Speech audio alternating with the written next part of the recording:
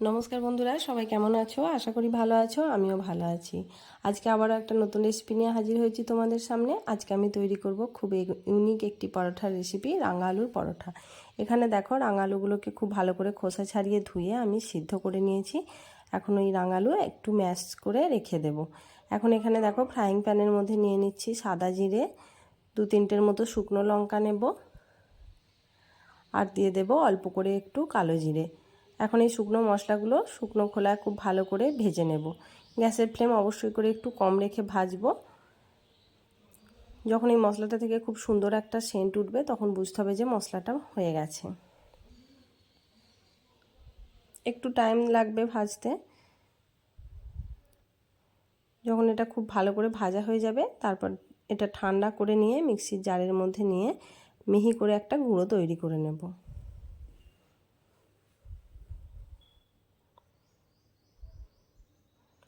এখন দেখো, মশলাটা আমার ভাজা হয়ে গেছে, এটা তুলে নিচ্ছি।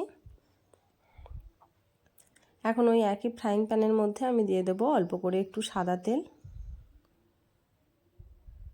সাদা তেলটা খুব ভালো করে গরম হয়ে যাওয়ার পর এর মধ্যে দিচ্ছি অল্প করে একদম কালো জিরে, আর দেবো সামান্য পরিমাণে একটু হিং, আর দেবো একটু আদা। সব কিছুই কিন্তু পরিমাণে খুব অল্প অল্প করে, যেহেতু কালো জিরে এগুলো আমি দিয়েছি শুকনো মশলার সাথে, তাই এখানেও দিলাম অল্প করে একটু, সেন্টটা যাতে আরও বেশ ভালো হয় তার জন্য। এখন এই মশলাগুলো দেখো খুব ভালো করে একটু তেলের সাথে ভেজে নিতে হবে।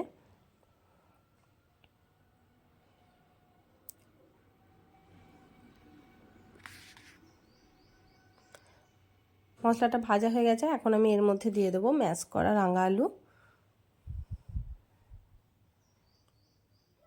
সমস্ত রাঙা আলুটাই আমি দিয়ে দিচ্ছি। এখন খুব ভালোভাবে এটা মিশিয়ে নিতে হবে সব মশলার সাথে। এখন দেখছো রাঙা আলুটা অনেকটাই জল জল পাড়া রয়েছে। ততক্ষণ পর্যন্ত এটা রান্না করতে হবে যতক্ষণ না সুন্দরভাবে জলটা টেনে আলুটা বেশ একদম শুকনো শুকনো পাড়া হয়ে আসে, ততক্ষণ এটা রান্না করতে হবে। এখন আমি এর মধ্যে দিয়ে দিলাম ভেজে রাখা ওই মশলাটা। এখন খুব ভালো করে আবারও একবার নেড়েচেড়ে রান্না করতে হবে। এখন আমি এর মধ্যে দিয়ে দিলাম একটু গোলমরিচ গুঁড়ো।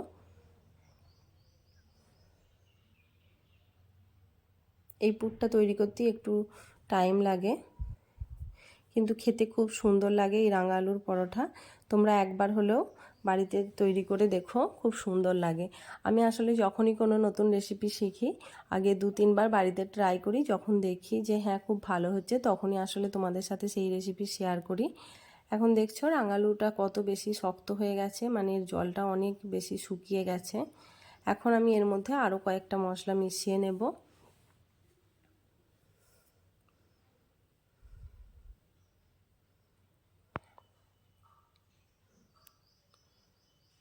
দেখছো এটা অটোমেটিক প্যান থেকে ছেড়ে আসছে।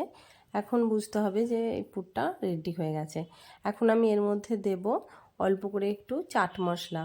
চাট মশলাটা দিলে কি হয়, এটা অপশনাল যদিও, তোমরা ইচ্ছা করলে দিতেও পারো নাও পারো, কিন্তু দিলে অবশ্যই এর স্বাদটা দ্বিগুণ হয়ে যায়।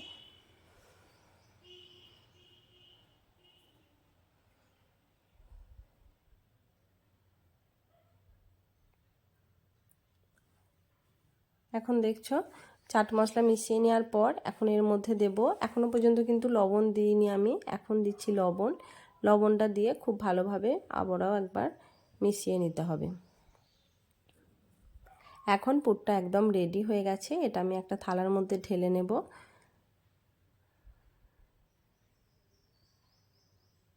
দেখছো পুরটা কত বেশি শক্ত হয়ে গেছে। এরকম শক্ত করে তৈরি করলে কি হয়, পুরটা পরোটা তৈরি করব যেহেতু, তাই ওখানে তোমার বেশি করে দেওয়াও যায়। এখন আমি এর মধ্যে মিশিয়ে নিচ্ছি একটু কুচি করা ধনেপাতা, হাত দিয়ে মেখে নেব। পুরটা যেহেতু অনেকটাই গরম আছে, একটু অসুবিধা হচ্ছে। আর লাস্টে ধনেপাতাটা দেওয়ার একটাই কারণ, এতে করে ধনেপাতার সেন্টটা অনেক বেশি পাওয়া যায়। এখন পুরো একদম রেডি হয়ে গেছে। এবারে দেখো মেখে নিচ্ছি ময়দাটা। এখানে আমি একটা থালার মধ্যে নিয়ে নিচ্ছি 2 কাপ ময়দা। তোমরা চাইলে এটা আঠা দিয়েও তৈরি করতে পারো, কেউ যদি ময়দা না খাও সেক্ষেত্রে তোমরা আঠা দিয়েও এটা তৈরি করতে পারো। এখন দেখো এর মধ্যে এই ময়দাটার মধ্যে দিয়ে দিচ্ছি পরিমাণ মতো একটু লবণ, আর দিচ্ছি চিনি। ছোট চামচের আমি 2 চামচ চিনি দিচ্ছি।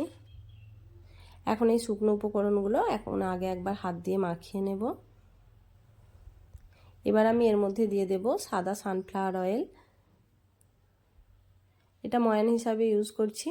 ভালো করে ময়ানটা মেখে নিতে হবে। তেলের সাথে সমস্ত ময়দা যেন ভালোভাবে মেশানো যায় সেদিকে খেয়াল রেখে মাখতে হবে। এখন এটা আমি নর্মাল টেম্পারেচারে থাকা জল দিয়ে আস্তে আস্তে একটা ডো তৈরি করে নেব। খুব নরমও না, খুব শক্তও না, যেরকম আমরা পরোটা রুটি ডো তৈরি করি সেরকমভাবেই তৈরি করব। দেখছো ডোটা আমার রেডি হয়ে গেছে। এখন এটা কিছুক্ষণ আমি একটু রেস্টে রেখে দেব।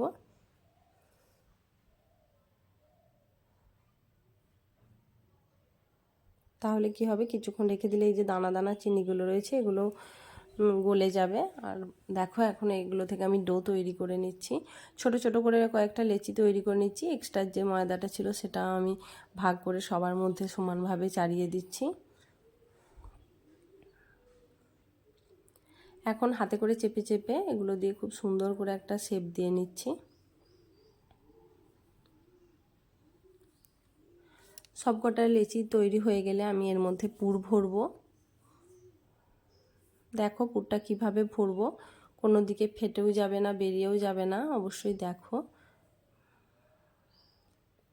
আর তোমাদের বলবো, যদি রাঙালুর পরোটা এই রেসিপিটা যদি তোমাদের ভালো লাগে তাহলে ভিডিওটা শেষে অবশ্যই একটা লাইক দিয়ে দিও।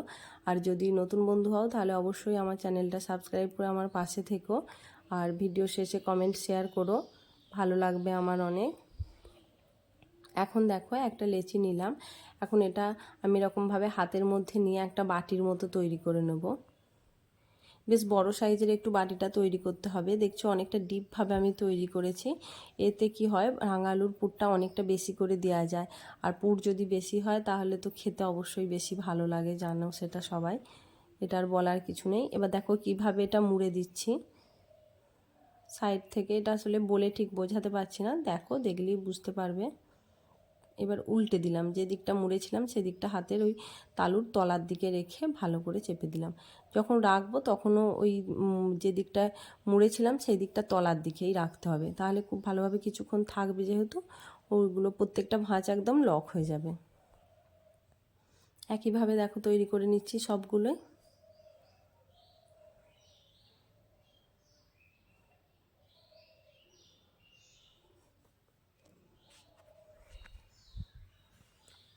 এরকমভাবেই সমস্ত লেচিগুলোর মধ্যে আমি পুর ভরে এগুলোকে রেডি করে নিচ্ছি। সবগুলো আমার তৈরি হয়ে গেছে। এখন আমি এগুলোকে বেলে নেব। হালকা করে একটু ময়দা লাগিয়ে নিয়ে প্রথমেই খুব বেশি চেপে চেপে বেলা চলবে না, হালকা হালকা করে বেলতে হবে। দেখছো পুরটা কতটা বেশি পরিমাণে হয়েছে, হালকা করে একটু বেলার সাথে সাথে এর পুরটা চারদিকে ছড়িয়ে গেছে, দেখেই বুঝতে পারা যাচ্ছে।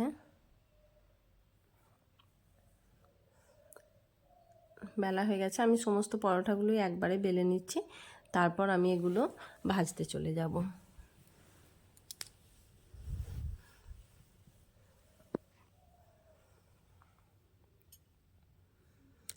শেষ পর্যন্ত ভিডিওটা দেখতে থাকো।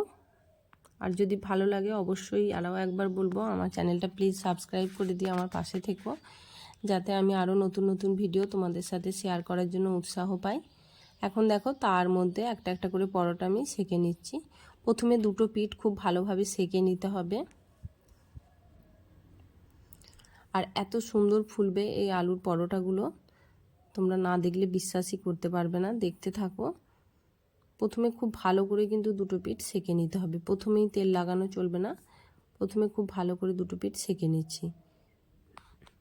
এবার হালকা করে একটা পিঠে তেল লাগিয়ে নিচ্ছি।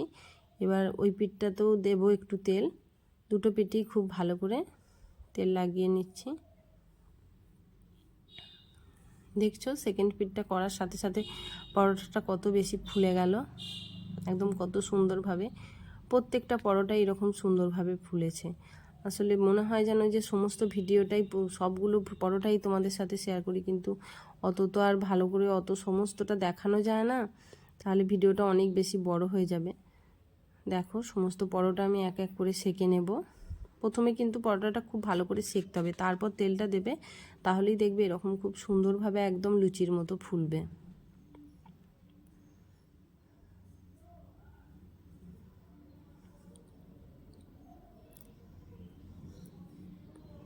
একটু চাগিয়ে নিচ্ছি হাতের মধ্যে খুন্তি দিয়ে, তারপর ওখানে তলায় একটু তেল দিয়ে দিলাম, তার মধ্যে এখন পরোটাটা দিয়ে দিলাম।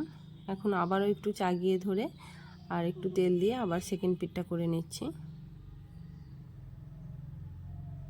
দেখছো কত ফুলছে, এরকম প্রত্যেকটা পরোটাই হবে এরকম ফুলকো ফুলকো, খুব সুন্দর খেতে লাগে এই রাঙালুর পরোটা। এখন দেখো আমি পরোটাগুলো সব তৈরি হয়ে গেছে, দেখাচ্ছি কত নরম হয়েছে আর এগুলো কতটা ফুলকো হয়েছে তোমরা দেখলে, তাও আমি একটা ছিঁড়ে দেখাচ্ছি। ভিতরটা কত সুন্দর মশলা দেখছো, পুরো সমস্ত দিকে চাড়িয়ে গেছে। দুর্দান্ত খেতে হয় এই রাঙালুর পরোটা। তোমরা অবশ্যই বাড়িতে একবার চেষ্টা করবে আর আমাকে কমেন্টে জানাবে কেমন লাগলো ভিডিওটা। আর চ্যানেলটা সাবস্ক্রাইব করতে একদম